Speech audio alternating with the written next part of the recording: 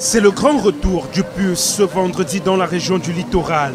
À Douala, Serge Espoir Matomba refait surface après une longue tournée à travers les localités les plus enclavées du pays. De retour dans son bastion politique, le premier secrétaire national du parti Peuple Uni pour la Rénovation Sociale espère réaliser un véritable plébiscite dans son fief électoral.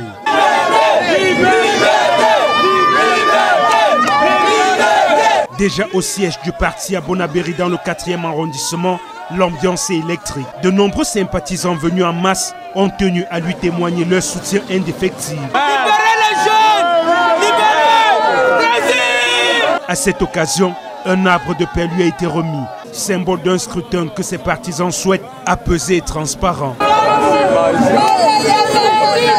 Malgré une journée marquée par d'intenses précipitations dans la capitale économique, la météo n'aura pas eu raison de l'organisation logistique du PULS. Le parti prévoit d'ailleurs un méga meeting ce vendredi soir à Bonamoussadi, dans le 5e arrondissement de la ville. Sur le terrain, les préparatifs se poursuivent. Si l'installation du dispositif est encore en cours, les responsables du parti, eux, se veulent pleinement rassurants. Nous regrettons le fait que la pluie, n'est-ce pas, se soit invitée toutes ces journées pour perturber cette campagne qui a d'ailleurs commencé ce matin. C'est un meeting qui est déterminant et que le PULS se tient dans ce stade après avoir fait le tour du Cameroun, bien évidemment, le septentrion.